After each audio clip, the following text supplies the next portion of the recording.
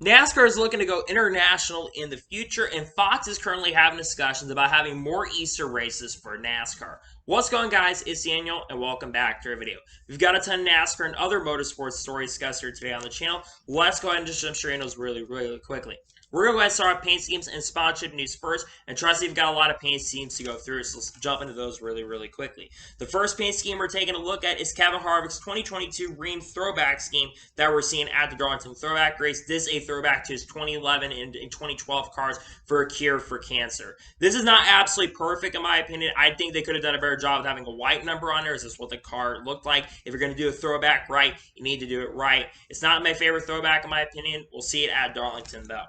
The next paint scheme we're taking a look at, though, is Spencer Boyd's 2022 Michael Waltrip throwback scheme that we're going to see in the Truck Series race at Darlington. I think it's a throwback to his 1990s schemes, which I really think they did a great job on this. Last year, this game was done, I believe, by Tanner Berryhill, which they also, Our Motorsports, did a great job on it. This is a good throwback, and I'm looking forward to seeing on the racetrack at Darlington. The next paint scheme we're taking a look at is Harrison Burton's 2022 Jeff Burton throwback scheme that we're going to see at Darlington Throwback Race. This, of course, is a throwback to 2000 when he had the X-Side car Jeff Burton did. This is my #1 favorite throwback I've seen so far. It's absolutely spot on and perfect. Yes, the numbers move forward. I wish it was centered, but this is absolutely my favorite throwback I've seen so far. I do hope that Harrison Burton changes up his throwbacks over time, but I think this is a really good throwback in my honest opinion. Next paint scheme we're taking a look at is Corey LaJoie's 2022 Marty Robbins throwback scheme that we're going to see at the Darlington Throwback Race. Of course, stacking pennies on this car. This looks really good in my opinion. It's really cool. They're also kind of bringing back triple numbers. With the 77, you can see 77 below. It's still going to be number 7. But you're going to have 77 below, so you kind of have triple numbers right there. It's a good looking throwback. I'm looking forward to see it at the racetrack at Darlington.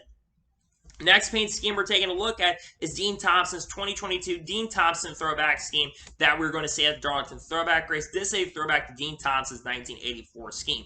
And yes, this is not related. They're both not related. He made that obviously clear when this was released. This is a pretty cool throwback in my opinion. They're throwing back to Dean Thompson. Really awesome to see this, and I'm looking forward to seeing the racetrack at the Darlington Throwback Race.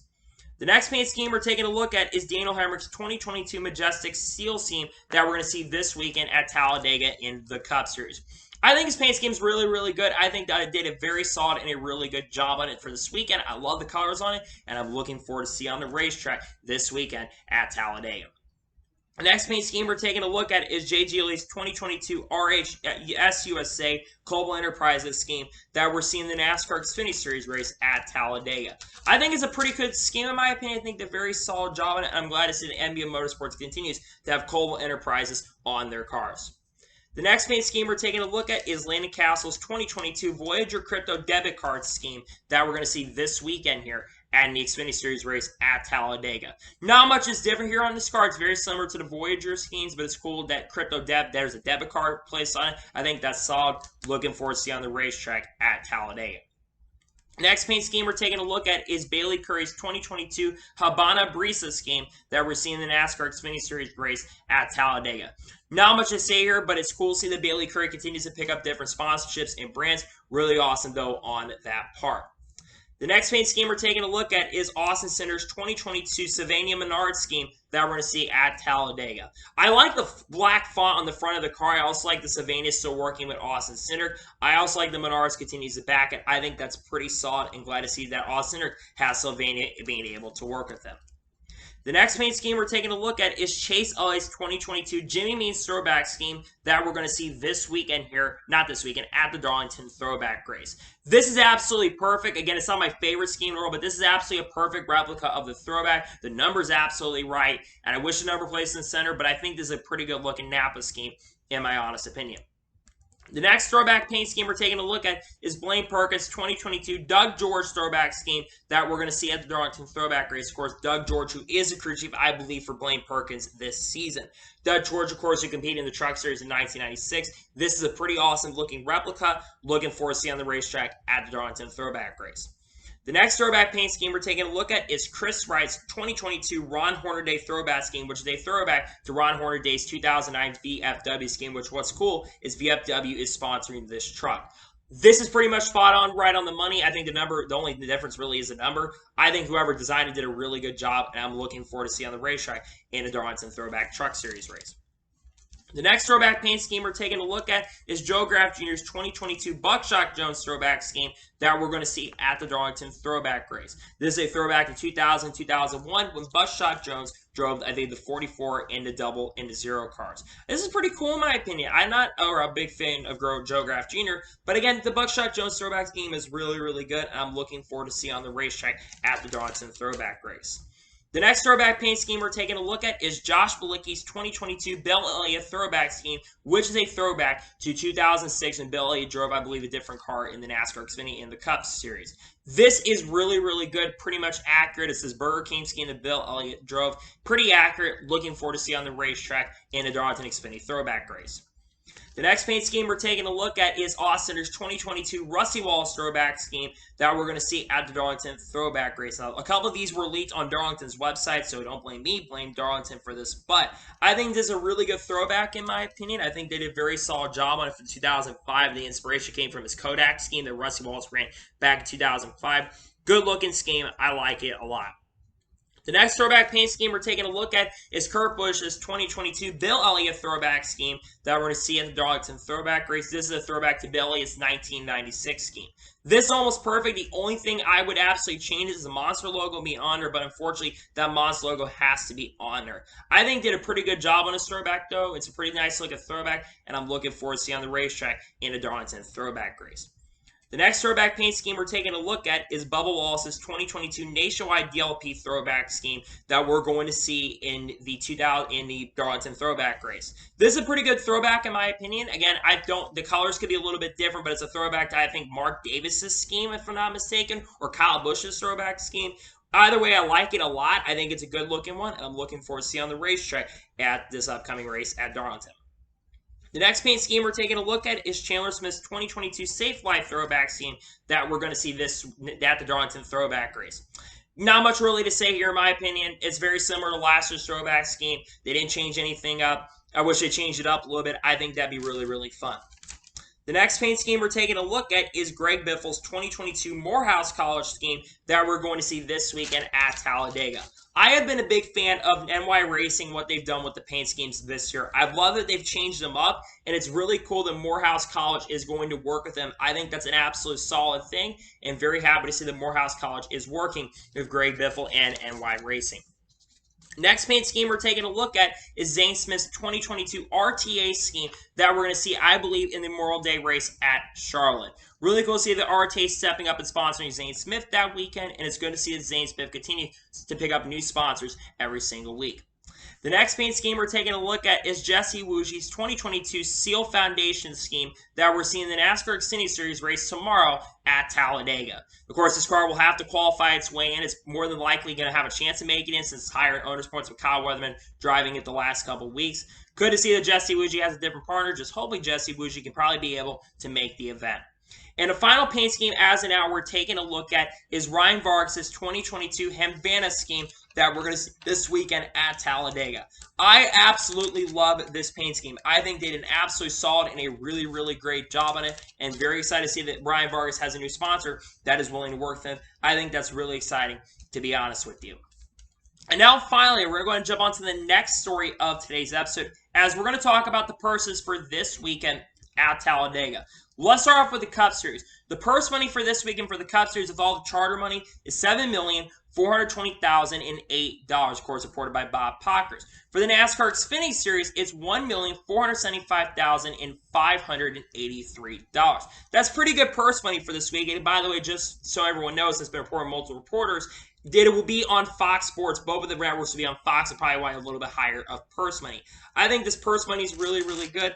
Again, I like that they're giving more money out here for this weekend. I think that's really, really awesome to see. And like I said, I'm very happy to see that they went ahead and talked about it. It's a good thing, and I'm glad to see that there's more purse money for this weekend.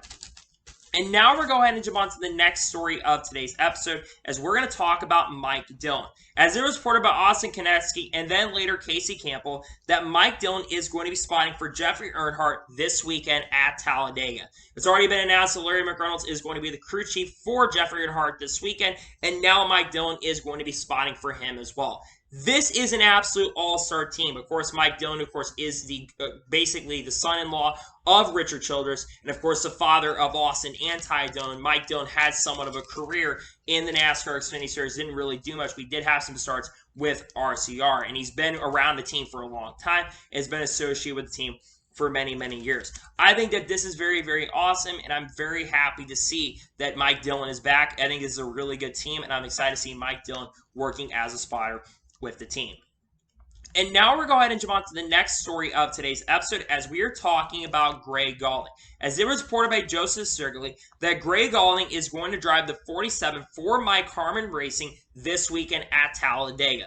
This will be the first time that Greg Gaulding has been behind a 47 car or attempted to make the field with the 47 car since he raced at Daytona, where they unfortunately DNQ'd and were not able to make the race. Greg Gaulding is a very, very solid driver, but I'll be for real with Mike Harmon Racing. This team has absolutely struggled this year. The issues I feel around Mike Harmon Racing is just this team right now does not have it together, and they're in negative owners points currently at the moment in that position right now, so they've got a lot of work to do.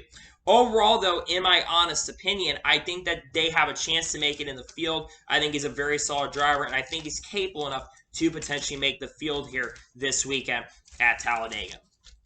And now we're going to go ahead and jump on to the next story of today's episode as we are talking about William Byron.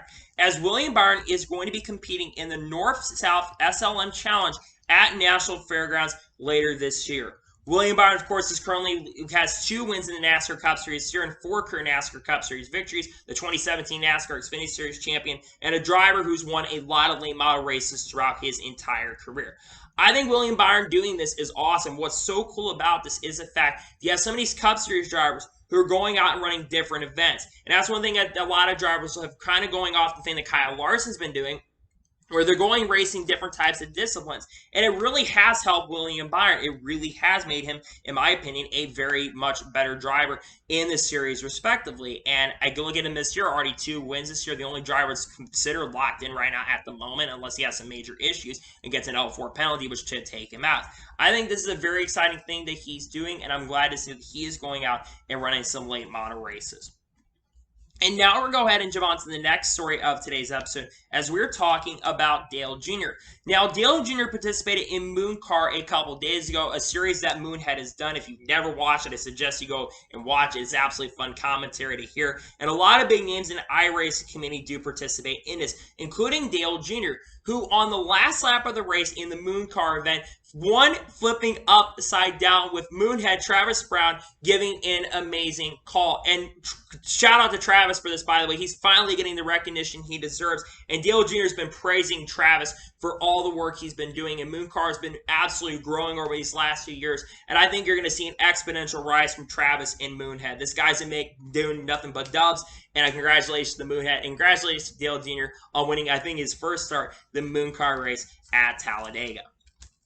And now we're going to go ahead and jump on to the next story of today's episode as we are talking about Carlos Sainz. As Carlos Sainz has officially signed a contract extension with Ferrari through the 2024 season. Before this, Carlos Sainz contract only went through 2022, but he has signed now for another 2 years with Ferrari. I think that this is absolutely an amazing move that Ferrari has gone and done, and there's multiple reasons why this is a really, really good move. Carlos Sainz has been one of the best drivers so far to start this year, and he's a very underrated driver. He's not as good as his teammate Charles Leclerc. I think Charles Leclerc has proven he's been the best driver so far in Formula 1 this season, but Carlos Sainz at points has been right there and has been contending for victories in Formula 1. He had his first really bad race of the year in Australia, but if you take away Australia, he's been up front, and Ferrari seems like they are currently the team to beat in Formula 1 at this moment, and they're proving that once again with how fast they've been in the sessions earlier this week. So Carlos Sainz, in my opinion, really good to see that he's coming back with the team. Again, he absolutely deserves this contract extension, and you can tell Charles Leclerc was really, really happy about this as well. When he spoke to the media earlier this week, he was really pumped to see that Carlos was coming back, and I absolutely am with him on that. I'm very happy to see, and I praise the fact that he's coming back with the team. I think it's a great decision, and like I said, I'm very happy to see that Carlos Sainz is coming back with Ferrari. I think he absolutely is somewhat of a championship contender this year. I might be jinxing him now, but I think that he is a championship contender this year if he doesn't have any more issues, and I think he could win some F1 races in 2022. Ferrari's been absolutely killer and absolutely fast, and I would not be shocked if we see Carlos Sainz get a victory or two here this year in Formula One. I think he's got a good shot to get it done, in my honest opinion. And now we're going to go ahead and jump on to the next story of today's episode as we're talking about the Money Team Racing. Now, Kaz Grala was interviewed by my buddy on Twitter, also a reporter as well, Casey Campbell, and he said in that interview that Kaz Grala says it's unclear of when the Money Team will run again, but you might see him a few more times this season in the NASCAR Cup Series. Again, he never really gave us specific how many races we're going to see them, but we're expecting that we'll see them for a few more races. I know that the Money Team had been planning to run a ton of races here. I think they're planning to run around 15 races here, but so far they've only made 2 starts this year, and their runs have not been entirely that impressive. I think they got a top 30 the last time they raced at Circuit of the Americas, but they've only made 2 starts this year. In Daytona, I think they had a tire go down. I think they ended up finishing near the back of the pack. I think they ended up finishing last or near last in the race, and they finished multiple laps down with Kaz, and they have had definitely some success. They qualified, of course, in the Daytona 500, which is really, really impressive. And let's say for real, we never thought the Money Team was really going to show up. I do hope, though, that the Money Team will come back and race here in the future. I think that having them in the series respectively, I think is really, really awesome, and I do hope we get to see the Money Team make their return in NASCAR in the future. I hope that they can run with Kaz. I think Kaz is an absolutely great driver. Kaz has been outperforming the equipment all year so far, whichever team he's run for, whether that's Young's Motorsports, whether it's Alpha Prime Racing, or whether that is, of course, this weekend, which will be driving for a big machine racing this weekend for the next 2 weeks, which I think they're trying to evaluate that program to bring him in for a couple weeks. I'm really excited to see what he can do over there. And like I just mentioned, hopefully we'll see the Money Team back. It's unclear when they will be back, but I think it'll be absolutely incredible if we can see the Money Team back here in the near future, to be honest with you. And now we're going to go ahead and jump on to the next story of today's episode as we are talking about Dale Jr. Now, Dale Jr. was speaking on SiriusXM NASCAR Radio about the lack of practice for the guys in the Cup Series and Xfinity Series. Now, for these super speed races this weekend, besides the Daytona 500, there is no practice this weekend. There's only going to be qualifying. Dale Jr. was talking about that lack of practice on super speedways. He was really talking about this, saying when he was in there and talking about his experiences when it came to that. He was making very aggressive moves during practice, and drivers were wondering why in the world was he making those aggressive moves. But he was doing that to try to gain trust, and he gained a lot of respect from that. And he says that he doesn't believe these drivers, with that lack of practice, is going to be a really good thing. He thinks that you don't bring that trust, and people don't trust you when you make these really, really aggressive moves, especially the younger drivers. And I 1000% agree with him. And this is one thing I kind of frustrated with, is the fact that there's no practice this year for the NASCAR Xfinity Series when it comes to these super speed races. I think drivers would really benefit from practice here, especially in the Xfinity Series. I think these drivers would benefit from some practice time. I don't think ARCA's even having a practice. I think ARCA may be having practice. I think they are, but they're not having qualifying. I think they're setting it by owner's points, if I'm not mistaken. Someone has to comment below and make sure I'm right on that. But I think Dale Jr. is on point here. If you give these guys practice and give these guys the opportunity, I think they'll be able to learn a lot faster and much, much quicker. So we'll wait to see what happens. I think that is one thing that I wish would have happened. And honestly, I think that some of the formats that they've got in NASCAR are a little bit whack. I think that some things need to change when it does come to the practice format. But we'll wait to see what happens in regards to that. But I do believe that practice and qualifying, I think practice needs to be a thing for super speed races. I think practice could absolutely benefit these drivers, and these drivers may become a lot better if you give them some practice time. I believe practice is absolutely a major, major priority, and it needs to become a thing next year. I don't know why they did not give these guys practice time. I think it's really, really frustrating, and I think Dale Jr. is absolutely on point. Like he always is, Dale Jr., in my opinion, is absolutely on point when it comes to this story. And now we're going to jump on to the next story of today's episode as we're talking about Jimmie Johnson. Now, Jimmie Johnson was basically reported on by a couple fellow YouTubers, Darian Gilliam, Black Flags Matter, and David Land, who were at the test session for the Indianapolis 500. It was asked questions by them, mainly by Darian. Darian asked Jimmie Johnson about who could potentially run the Indianapolis 500 from the drivers in the NASCAR Cup Series. And in that interview, Jimmie Johnson did mention 4 guys he could see basically racing in the Indianapolis 500. Kyle Larson was one of them that he absolutely mentioned, of course, the 2021 NASCAR Cup Series champion. He also mentioned Kyle Busch, 2-time NASCAR Cup Series champion, and brother of Kurt Busch, who of course, has competed in the Indianapolis 500. And also mentioned two younger drivers, which Kyle Larson's young. You've got Ryan Blaney in the 12 car for the team, and then, of course, you have Chase Elliott. Those are the four guys Jimmy Johnson really mentioned. He did mention a lot more guys could be interested in running the Indy 500, but those were the four guys that he could see running. Let's talk about who I think of these four are going to potentially run the Indy 500. I'll throw the first name out of the way. I don't think Ryan Blaney will probably run the Indy 500, at least until later in his career. If he's going to run the Indy 500, I don't think it happens till later in his career. I could see him absolutely doing it. His dad, he does, I think, have a little bit of open wheel experience. No, it really doesn't, but he does have some of that experience from dirt racing that really could come into play. But I think Ryan Blaney would really, really struggle in the Indy 500. I really think he would. Second least likely driver I see running it is Chase Elliott. However, there's been some rumors around Hendrick Motorsports about them maybe expanding. Maybe they take Chase Elliott over there. And honestly, I think if you bring Chase Elliott over to the IndyCar Series to run the Indianapolis 500, I think he would do very, very well. I think it would bring a lot of people in. Maybe he's struggling it, and maybe he would. But he has been getting some dirt racing experience, and dirt racing doesn't always transfer over to IndyCar racing. Yes, it is technically open wheel racing, but it isn't the same thing as IndyCars. They're absolutely much, much different. So Chase Elliott definitely is not the first guy, the next guy right there. I think he's the second least likely, but I could see him doing it. The second most likely I see doing the Indy 500 is Kyle Busch. There were a couple rumors a couple years ago that Kyle Busch was looking to actually run the Indy 500, I think in 2019 or 2020, and run it in a Team Penske car, but unfortunately those talks went below. He actually now, unlike a few years ago though, is able to now run the Indy 500 if he wants to. So Kyle Busch would definitely be a really good choice for the Indy 500. But the most likely of these four that I think is going to run the Indy 500 at some point, I think Kyle Larson is actually going to run it next year. He was looking to maybe do it this year in 2022, but there's so much prep you have to do, a lot of testing, and a lot of work you have to go in to run the Indy 500. There's a lot of testing. You got to be there, and he's trying to focus on winning another championship. Now, Kyle Larson has a contract with Hendrick through 2023, and of course, we talked about a second ago that Hendrick is looking to maybe jump over to there.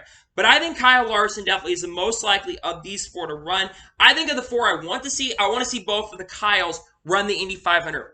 I think they're the two most talented drivers currently in the Cup Series field. Genuinely, I believe they're the two most talented. And I think they'd be the two that most likely get up to speed really, really quickly. If Kurt Busch can get sixth position in an Andretti car, I think Larson could contend for the Indy 500 win. I think Kyle Busch can also contend for the Indy 500 win. So we'll see if those guys long-term do run in the future, but I believe that those two eventually will run in the Indianapolis 500 in the future, to be honest with you. And now we're going to jump on to the next story of today's episode as we are talking about Joey Logano. Now, Joey Logano has a show on Sirius XM. I think it's called Dial. I don't remember exactly what the show is called, but I think it's Behind the Wheel or something like that. And Joey Logano was on there and gave his opinion on the situation with Tyler Reddick versus Chase Briscoe. Now, to give a backstory on what I'm talking about, on the last lap of the Bristol Dirt Race on Easter, Tyler Reddick and Chase Briscoe were battling for the win. Chase Briscoe went up into the racetrack, tried to do a slide job on Tyler Reddick to try to get the win for him. He unfortunately basically sent it in there way too hard, raced really aggressively, and unfortunately got into Tyler Reddick. Tyler Reddick unfortunately ends up spinning out, and Kyle Busch comes off the corner and wins the race. Chase Briscoe was interviewed by Bob Pockers after, and he says that if he punches me, I absolutely deserve it. But they had they were classy with each other, and Tyler Reddick was not mad. And Reddick said that he would do the same thing. Now, Joe Logano, like I said, gave his opinion on the situation. He says that if he was Reddick, he'd be really upset. He'd understand, but he would absolutely be upset if he got wrecked for the win. He says he wouldn't be mad if the guy got moved, but he would be upset if he got wrecked for the victory. He does say that that person should know it was coming. But he also does mention that what Briscoe did going up and talking to Tyler Reddick was a really, really good thing that Chase Briscoe did right there, and immediately went over there to apologize. It's a very classy thing to do. I'm absolutely going to kind of agree here with Joe Logano. At first, I wasn't going to agree with Joe Logano, but he does have a point. We can't be wrecking these cars, especially with the parts shortage and everything. A message needs to be properly made clear here. We should not be wrecking guys for the win, especially in the top echelon of racing. Yes, it is the last lap of the race and anything goes, but I think, and he didn't do it intentionally, so it's not like he did intentionally. And I'm one of those people that stands for anything goes. We can't be wrecking guys overall for victories, and like I said, it was unintentional, but you cannot go out there and be wrecking guys for the victories and for the wins, because you're going to be criticized for that. But Chase Briscoe and Tyler Reddick, the way they handled it, and again, I wish that there was a fight after the race. I love seeing NASCAR fights. But I do appreciate that there wasn't a fight after, and Tyler Reddick was understanding, and he understands too. He's a very aggressive driver as well. I don't think Chase Briscoe is that kind of guy who's the most extremely aggressive, but he's a guy that wanted to win a race, and he already does have a win. You've got two young, hungry drivers who are going to be established, and they're young, so you do have to give them a little bit of a pass there. But if they do this long term, it will be major, major issues, and people are not going to be happy about that. That being said, though, I think Joe Logano's opinions are really, really good, and I think Joe Logano gave a pretty good opinion on the Dialed In, the show that he runs on Sirius XM. And now we're going to jump on to the next story of today's episode as we're talking about Jimmie Johnson once again. Now, like I mentioned a little bit ago, Jimmie Johnson was interviewed by Darian Gilliam from Black Flags Matter channel, and Jimmie Johnson says that he'd be interested in running a Cup Series race on the Indy Oval if it is brought back on the Indy Oval. He has said that he would like to do it with Hendrick Motorsports. He has said there's been some teams that have contacted him about maybe doing it, but he does say that basically, if he wanted to run the Indy Oval again and run back in NASCAR, he would want to do it with Hendrick. But he does mention Hendrick Motorsports right now only has a 4-car limit. And that's because of the charter system. Remember, the charter system and the rules around that is even a part-time car, you cannot run more than 4 cars. Yes, you can run a 5th car, but you have to, if you want to run a 5th car, you have to run a different team, and you can't have the ownership name. You can have that car prepared, but you can't have it there. So Jimmie Johnson wants to return if they do bring the Indy Oval back, which there is some talk right now, maybe in 2023, they could bring that back. Again, a lot of people do want to bring that race back, especially with how good the racing's been on the intermediate tracks. People are thinking we should probably bring back the Indy Oval and bring back the traditional Brickyard 400, which I think that's actually going to happen. And if that's the case, what teams would Jimmie Johnson run for? It could not be a Hendrick organization. It had to be a team that is not associated with Hendrick or be a team associated with them but can't run from there. So, one team to look at maybe is Spire Motorsports. Spire Motorsports has a big tie with Hendrick Motorsports. They're a team that's slowly growing. Corey LaJoie's, they have an association with the team. And that 77 car has had, yes, some junior motorsports drivers in there. Justin Allgaier has been in there recently. But you also have some other drivers that have been there that have been associated with the Hendrick Group over the years. You also do have JTG Doherty Racing, who could open up a second entry for Jimmie Johnson. I believe they do have some ties with Hendrick as well, if I'm not mistaken, so maybe they could run there. And maybe, of course, maybe some other teams like Trackhouse Racing, though. I don't know if they've got really big ties with that. So it would be probably a team like Spire or be a team like maybe like JTG Doherty. It wouldn't be a fast team, but I think Hendrick could be there to really help and get him prepared to run the event. But I really do miss Jimmie Johnson. I know Jimmie Johnson has said time and time again that he would like to come back for one-off. I really thought this year maybe we see him again. Now at least he's saying what race he wants to run, if he's going to come back at least for one-off. But I'll be for real, I really miss Jimmie Johnson being in this series. Jimmie Johnson, yes, in the last couple of years, his career really went on a downward spiral, but he's a 7-time Cup Series champion, a winner of 83 career victories, and one of the winningest drivers in NASCAR history, and probably one of the most talented drivers in NASCAR history as well. And I consider, to me, the greatest NASCAR driver of all time on talent base. I think when it comes to one of the best drivers, I think that you can still argue Richard Petty and Dale Earnhardt are one of the best, but I think Jimmie Johnson's, in my opinion, one of the greatest drivers ever. And Jimmie Johnson, man, I hope he does make a return in NASCAR. I don't know exactly for what team, but I really hope we get to see Jimmie Johnson back in the sport. I think the fan base would be extremely happy to see them, and all the Jimmie Johnson fans would probably have left the sport over the last year or so, who have transitioned to a driver, will probably become really biased if Jimmie Johnson does return. But I really do hope to see Jimmie Johnson make his return and glorious return in NASCAR. I think that'd be very, very fun, very, very awesome, and I do hope it happens that Jimmie Johnson does make his eventual return to NASCAR. And now we're going to jump on to the first of 2 major stories of today's episode, as we're going to talk about Easter in NASCAR. Jenna Fry wrote a very good article for the Associated Press in regards that Fox is having discussions currently about maybe having more races on Easter for NASCAR. As she does says in reports, Fox is already talking about NASCAR on Easter once again in 2023. And there's a lot of reasons behind us they're talking about this. Number one, the ratings for this race were absolutely huge. This race got over 4 million viewers this past weekend, which is the most watched spring Bristol race since 2016. Now, I think there's a couple major factors into this, being that the race was on dirt, and this race got a lot more attention because it was a dirt race compared to other events, but also a lot of other sports too got major Easter boosts as well. I do believe the NBA got a little bit of a ratings boost as well. I think the MLB got a little bit of an Easter ratings boost as well. And that's why I think they moved this race to Easter, because they wanted to see that. Now, they're also having discussions. They also like the fact that they're having it a dirt race. Now, will they continue racing Bristol on Easter is the big question to Bristol Dirt. Because Easter is going to be a thing. We already know that Bristol Dirt is coming back in 2023.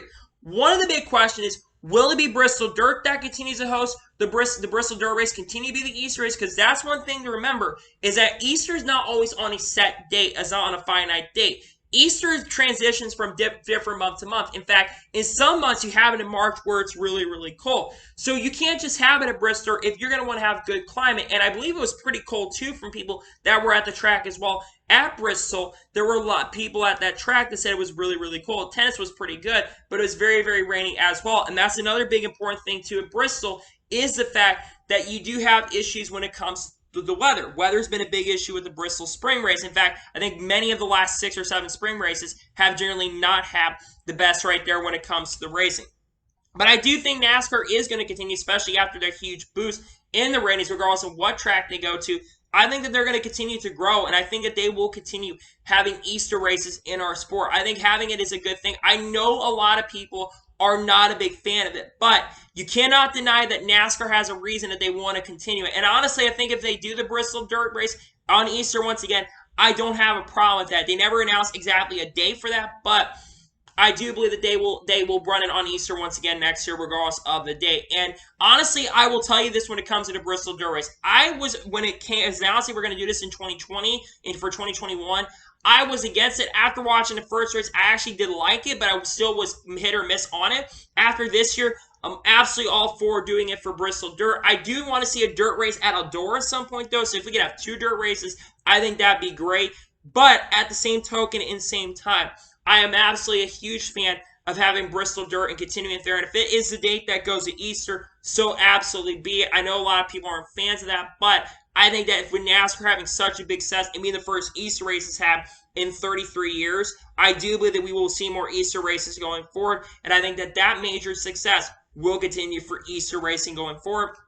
Again, I'm absolutely down with doing some more Easter racing. I'm absolutely okay with it. For me, I'm just a big fan of racing. I know it's a little selfish for us fans. And again, I feel for the teams in this situation too when it comes to Easter racing. You want to feel for those teams. But at the same token, at the same time, they are also currently, though, talking about having an off week once again. Remember, we've talked about this, I think, earlier this week as well. Steve O'Donnell was on Sirius XM earlier this week, and they're already in discussions of having a second off week as well, which isn't going to be Easter, but having a second off week to compensate for the fact these teams are going to be racing on Easter, which I think is absolutely a great decision by NASCAR, by the way. So we'll have to wait and see what happens if they continue doing races on Easter for Bristol Dirt. We'll wait and see what happens, but it looks like Easter racing will continue being a thing for NASCAR. And now we're going to go ahead and jump on to the final major story of today's episode as we are talking about international racing. It was reported this past week by Adam Stern on Wednesday that NASCAR execs are having discussions about where to take the stadium concept to globally per Chad Siegler, who works in the international team. Siegler was speaking as part of announcing a 5-year entitlement renewal with pennies for NASCAR's Kansas Series, which we talked about earlier this week. Of course, this is big after the fact that the LA Coliseum was a huge success and brought in major attendance. And we've discussed this over the last few months about NASCAR trying to look at going international and going over to different countries. Now, what is out of the countries are they looking at? I think they're first looking at countries like Mexico, and they're looking at Canada. But I also think they're maybe looking at maybe going to worldwide and maybe going out to London, maybe going to Wembley Stadium, maybe going out to Paris, maybe going out to these stadiums, because especially after the success of the Los Angeles Coliseum, I think that they want to travel globally.